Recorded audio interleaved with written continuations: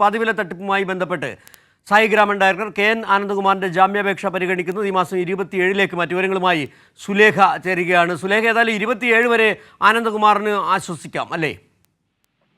തീർച്ചയായും സിജു, അത് തന്നെയാണ്. പാതിവില തട്ടിപ്പിൽ അനന്തകൃഷ്ണനൊപ്പം തന്നെ കെ.എൻ. ആനന്ദകുമാറിന്റെ പേര് കൂടി ഇത്തരത്തിൽ രണ്ടാം പ്രതിയായി പരാതി നൽകിയ മുഴുവൻ ആളുകളും ഇത്തരത്തിൽ രണ്ടാം പ്രതിയായി കെ.എൻ. ആനന്ദകുമാറിന്റെ പേര് കൂടി നൽകിയത്. ഈ സാഹചര്യത്തിലാണ് മുൻകൂർ ജാമ്യം തേടി കെ.എൻ. ആനന്ദകുമാർ കോടതിയെ സമീപിക്കുന്ന ഒരു സാഹചര്യം ഉണ്ടായത്. നേരത്തെ രണ്ട് ജാമ്യാപേക്ഷകളും തള്ളിപ്പോയിരുന്നു. ഇത് മൂന്നാമത്തെ ജാമ്യാപേക്ഷയാണ്. ഇത് 27-ാം തീയതിയിലേക്കാണ് മാറ്റിവെച്ചിട്ടുള്ളത്.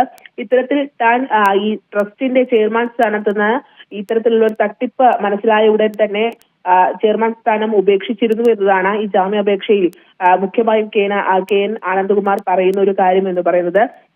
ഇത്തരത്തിൽ തട്ടിപ്പുമായി തനിക്ക് യാതൊരു ബന്ധവുമില്ല എന്നതാണ് ഈ ജാമ്യാപേക്ഷയിൽ കെ.എൻ. ആനന്ദകുമാർ പറഞ്ഞത്. പക്ഷേ ഇപ്പോൾ ഇ.ഡി നടത്തുന്ന അന്വേഷണം അടക്കം അത് ആനന്ദകുമാറിനെ കേന്ദ്രീകരിച്ചുള്ളത് ആണ് എന്നുള്ളത് തന്നെയാണ്.